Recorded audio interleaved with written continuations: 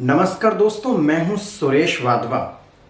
जब भी आप अपने जीवन में कोई मकान, दुकान, immovable property, piece of land खरीदते हैं तो इस पूरी डील में एक इम्पॉर्टेंट कंसिडरेशन होता है टीडीएस काट के जमा कराना। जी हाँ, टीडीएस काटना एज पर लॉ एक रियल एस्टेट प्रॉपर्टी की ट्रांजैक्शन में बहुत ज़रूरी है। कुछ कारणों में कुछ रीजंस हम देखेंगे। एज पर लॉ जब भी आप अपने जीवन में कोई मकान, दुकान, पीस ऑफ लैंड खरीदते हैं तो आप सामने वाले सेलर को 100% पेमेंट उसके हाथ में नहीं रखते हैं। आप सबसे पहले तय करते हैं मेरा सामने वाला जो सेलर है वो रेजिडेंट है या नॉन रेजिडेंट है। इन बातों को समझना बहुत ज़रूरी है। आज का मेरा ये वीडियो एक सेलर के लिए और एक रेजिडेंट के लिए, दोनों के लिए ही इंपॉर्टेंट है, क्योंकि किसी भी डील में ये दोनों पार्टीज एक दूसरे के रेसिप्रोकल पार्टीज ही होंगी। या तो आप बायर हैं तो आपको ये ध्यान रखना है कि किस रेट से टीडीएस काटना है, जमा कैसे कराना है। अगर आप सेलर हैं तो आपको ये ध्यान रखना है कि आपको आपके टीडीएस का क्रेडिट मिल गया है, बायर ने एकदम सही जमा कराया है, इसका रिफंड आपको कैसे मिलेगा, या इस टैक्स जो आपका काटा गया है इससे आपके टैक्स लायबिलिटी के अगेंस्ट एडजस्ट कैसे किया जाएगा। तो दोस्तों, दो प्रकार के अलग अलग प्रोविजंस लागू होते हैं। इनके बीच में जो लक्ष्मण रेखा है वो है रेजिडेंट या नॉन रेजिडेंट होना। यदि जिस व्यक्ति से, जिस पार्टी से आप ये प्रॉपर्टी खरीद रहे हैं, यदि वो रेजिडेंट इंडिविजुअल है तो सेक्शन 194IA लागू होगा। और यदि जिस व्यक्ति से आप ये प्रॉपर्टी खरीद रहे हैं वो इंडिया में रेजिडेंट नहीं है, नॉन रेजिडेंट है, तो ऐसे केस में सेक्शन 195 अप्लाई होगा। तो इन दोनों सर्कमस्टांसेस में टैक्स जमा कराने के, टैक्स काटने के, आपके टैक्स ऑब्लिगेशंस, प्रोसीजर्स बिल्कुल डिफरेंट हैं। तो सबसे पहले हम डिस्कस करेंगे, आप एक बायर हैं और सामने वाली पार्टी एक रेजिडेंट सेलर है, यानी कि दोनों पार्टीज इंडिया में ही मौजूद है।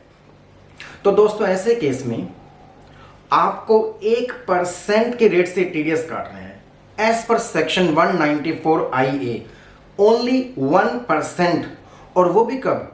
जब आपके द्वारा पे की जाने वाली अमाउंट जो है, कंसिडरेशन की अमाउंट, या तो वो 50 लाख रुपए या 50 लाख रुपए से ज़्यादा है, या जिस प्रॉपर्टी को आप खरीद रहे हैं उसका स्टैंप ड्यूटी वैल्यूएशन, उसका सर्कल रेट 50 लाख रुपए या 50 लाख रुपए से ज़्यादा है।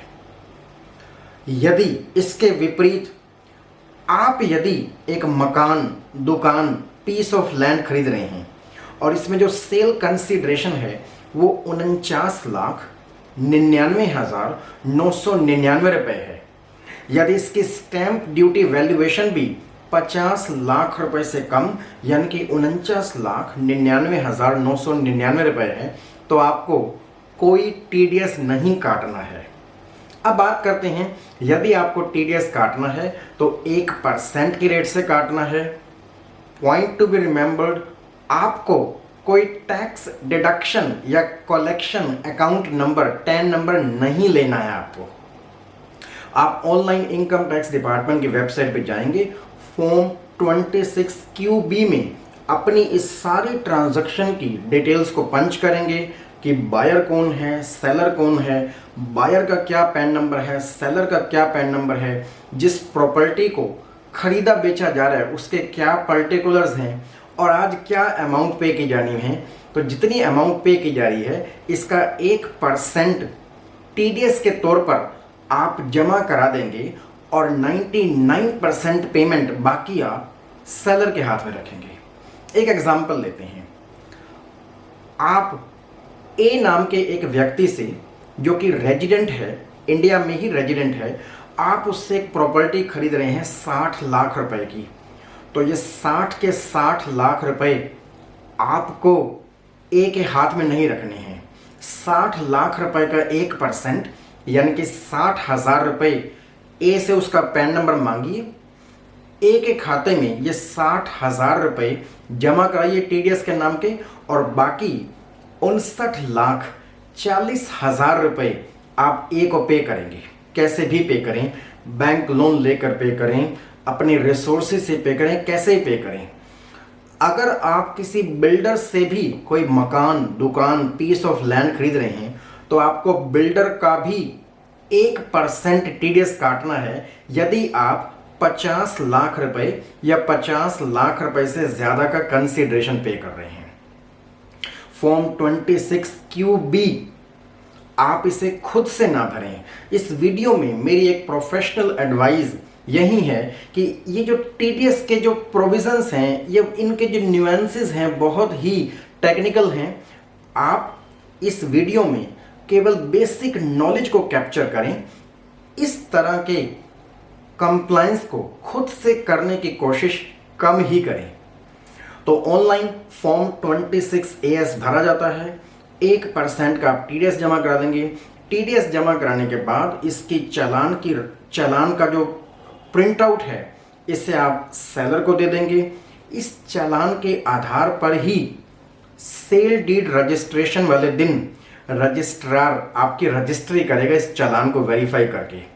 यदि आप इस 1% की टीडीएस के चालान को आप फर्निश नहीं करेंगे तो सब रजिस्ट्रार आपकी प्रॉपर्टी को रजिस्टर करने से मना कर सकता है। तो ये आपको ध्यान रखनी है, बहुत बेसिक बातें सेक्शन 194IA के प्रोविजंस के अनुसार। अब हम एक दूसरा पॉइंट डिस्कस करते हैं। आप एक बायर हैं, जिस व्यक्ति से आप ये मकान खरीद रहे हैं वो एक नॉन रेजिडेंट है। नॉन रेजिडेंट से यदि आप मकान खरीद रहे हैं, आपका जो सेलर है, अपोजिट पार्टी यदि नॉन रेजिडेंट है, तो देखिए ये डील तभी मैच्योर होगी।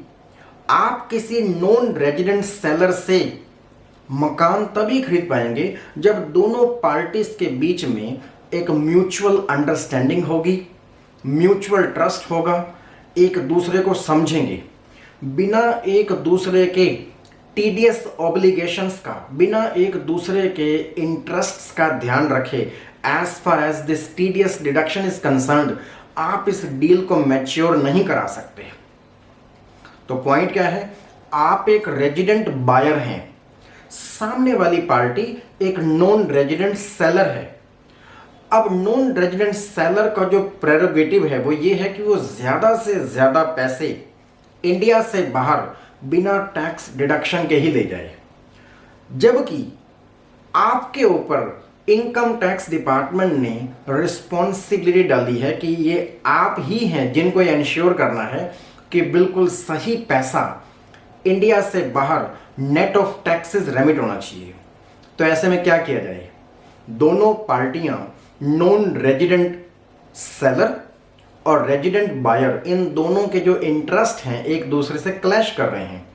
दोनों अपने अपने सर पर इनकम टैक्स डिपार्टमेंट की कोई सिरदर्दी नहीं लेना चाहते हैं। तो ऐसे में करेंगे क्या, section 195 of the income tax act ऐसे केस में लागू हो जाता है। ऐसे में कोई थ्रेशहोल्ड लिमिट नहीं है। अभी हमने देखा सेक्शन 194IA में 50 लाख रुपए की थ्रेशहोल्ड लिमिट थी, यानी कि 50 लाख रुपए तक लेस देन 50 लाख रुपीस आपको 1% वाला टीडीएस नहीं काटना था। बट नाउ इन सेक्शन 195 जब आप इंडिया से बाहर पेमेंट रेमिट कर रहे हैं, ऐसे केस में कोई थ्रेशहोल्ड लिमिट नहीं है। अगर आप इंडिया से बाहर एक छोटी सी राशि 5 लाख रुपए भी रेमिट कर रहे हैं तो सेक्शन 195 के अनुसार आपको प्रॉपर टीडीएस काट के ही नेट अमाउंट इंडिया से बाहर रेमिट करनी है। सेक्शन 194IA में हमने देखा केवल टीडीएस की रेट होती है 1%, लेकिन सेक्शन 195 जब आप नॉन रेजिडेंट सेलर को पेमेंट कर रहे हैं, ऐसे में टीडीएस की रेट हो सकता है 20%, यदि नॉन रेजिडेंट को जो लॉन्ग टर्म कैपिटल गेन हो रहा है और यदि नॉन रेजिडेंट को शॉर्ट टर्म कैपिटल गेन हो रहा है, जो प्रॉपर्टी आप खरीद रहे हैं इससे, तो 30% rate of tax plus surcharge वगैरह आपको काट के जमा कराना पड़ सकता है। Very interesting. यहां आपको tax deduction and collection account number सबसे पहले बायर के तौर पे आपको लेना है। आप सबसे पहले इनकम टैक्स डिपार्टमेंट से एक टैन नंबर लेंगे, उस टैन नंबर के अगेंस्ट ही आप टीडीएस काटेंगे। टीडीएस काट के नॉन रेजिडेंट को आप चालान दे देंगे और इसके बाद क्वार्टर खत्म होने के बाद आपको एक टीडीएस की रिटर्न भी फाइल करनी है। उस रिटर्न को फाइल करने के बाद जो टीडीएस सर्टिफिकेट जनरेट होगा वो आप अपने नॉन रेजिडेंट सेलर को हैंडओवर कर देंगे। रजिस्ट्री वाले दिन आप केवल चालान दे सकते हैं, चालान से आपकी रजिस्ट्री हो जाएगी। सब्सिक्वेंटली टीडीएस सर्टिफिकेट बाद में दिया जा सकता है, दोनों ही केस में। अब एक एग्जाम्पल डिस्कस करते हैं। जैसे कि मैंने कहा कि यदि आपको एक नॉन रेजिडेंट सेलर से मकान खरीदना है या एक नॉन रेजिडेंट सेलर को अपना मकान आपको बेचना है, तो ये डील तभी मैच्योर हो सकती है, तभी सक्सेसफुल हो सकती है जब दोनों पार्टियां एक दूसरे को सपोर्ट करेंगी। मैं एक एग्जांपल देता हूं। मान लीजिए आप 1 करोड़ रुपए का एक मकान एक नॉन रेजिडेंट सेलर से खरीद रहे हैं। अब नॉन रेजिडेंट सेलर का ये कहना है कि ये मकान उसने खुद साल 2005 में 70 लाख रुपए का लिया था, तो आज उसे इस मकान को बेचने में कोई फायदा नहीं हो रहा है। ऐसे में अगर आप उसका इंडिया में जब आप 1 करोड़ रुपए उसको पे करेंगे, इंडिया से बाहर जो जा रहे हैं, इस पे यदि आप 20% टैक्स प्लस सरचार्ज लगभग 21% आप टैक्स इंडिया में ही विद होल्ड कर लेंगे, तो ऐसे में हो सकता है जो नॉन रेजिडेंट सेलर है इस डील से ही पीछे हट जाए। तो ऐसे में किया क्या जाए? ऐसे में सेक्शन 195 में एक प्रोविजन है कि जो आपका नॉन रेजिडेंट सेलर है, यदि ये चाहे इनकम टैक्स डिपार्टमेंट में इंटरनेशनल टैक्सेशन विंग में फॉर्म नंबर 13 पर एक lower tax deduction certificate apply कर सकता है। इसमें आपको भी अपने नॉन रेजिडेंट सेलर को सपोर्ट करना होगा। सबसे पहले आप 10 नंबर लेंगे, इस 10 नंबर को अपने नॉन रेजिडेंट सेलर को इन्फॉर्म करेंगे। अब आपका नॉन रेजिडेंट सेलर किसी प्रोफेशनल की मदद से फॉर्म नंबर 13 पे अपने इनकम टैक्स ऑफिसर को समझाएगा कि साहब देखिए, मैं एक प्रॉपर्टी आज 2023 में बेचने जा रहा हूं जो कि 1 करोड़ रुपए की बिक रही है। ये प्रॉपर्टी उसने खुद साल 2005 में 70 लाख रुपए की खरीदी थी। तो कैपिटल गेन कैलकुलेशंस के अनुसार आज उसको हो सकता है इस प्रॉपर्टी को बेचने में प्राइमा फेसाई लग रहा है, उसको तो 40 लाख रुपए का लॉन्ग टर्म कैपिटल लॉस आ रहा है। ये बात जैसे ही वो अपने इनकम टैक्स ऑफिसर को इंटरनेशनल टैक्सेशन विंग में समझाएगा, तो उसका इनकम टैक्स ऑफिसर, उसका असेसिंग ऑफिसर इन सारे फैक्ट्स को सेटिस्फाई करने के बाद आपकी फेवर में, बायर की फेवर में एक लेटर ऑफ ऑथराइजेशन दे सकता है, जिसे हम lower tax deduction certificate under section 195 कहते हैं। 197 रेड विद सेक्शन 197 आपकी फेवर में दे सकता है कि जो आप 1 करोड़ रुपए नॉन रेजिडेंट सेलर को दे रहे हैं उस पर केवल 3% ही टैक्स काटिए। यानी कि ये टैक्स होता है 1 करोड़ रुपए का 3%, विच इज टू से 3 lakh rupees plus surcharge plus cess. तो अगर आपका ये non resident seller income tax department से ये ऑथराइजेशन लेके आ जाता है, तो आपको केवल 3 लाख रुपए के आसपास ही टैक्स काटना है। यदि आपका ये non resident seller income tax department से ये लोअर टैक्स डिडक्शन सर्टिफिकेट नहीं ला पाता है, तो ऐसे में आपको उसका टैक्स काटना है 22.88%। तो इस लोअर टैक्स डिडक्शन सर्टिफिकेट को लेने के लिए आपके पास 30 से 50 दिन और एक्स्ट्रा अपनी डील में आपको लेके चलना है। तो ये वो प्रोविजंस थे इंडिया में एक बायर होने के नाते, एक रेजिडेंट बायर होने के नाते, जब भी आप सामने वाले सेलर से मकान खरीदते हैं, यदि वो रेजिडेंट है तो केवल 1%, यदि वो नॉन रेजिडेंट है तो या तो 20%, 30% या लोअर टैक्स डिडक्शन सर्टिफिकेट जो आपके फेवर में इशू किया गया है उसमें आपको जो रेट ऑथराइज की गई है उस पर आप टैक्स काटेंगे और इस ट्रांजैक्शन को सक्सेसफुली मैच्योर करा लेंगे।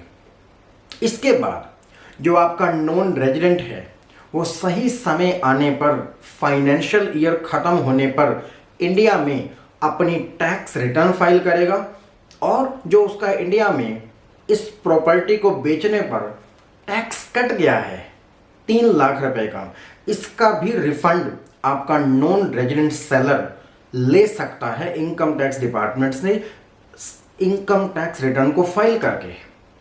तो इस प्रकार की application, lower tax deduction certificate की एप्लीकेशन फॉर्म नंबर 13 पर इनकम टैक्स डिपार्टमेंट के पास ऑनलाइन फाइल की जाती है, उसे फॉलो अप किया जाता है।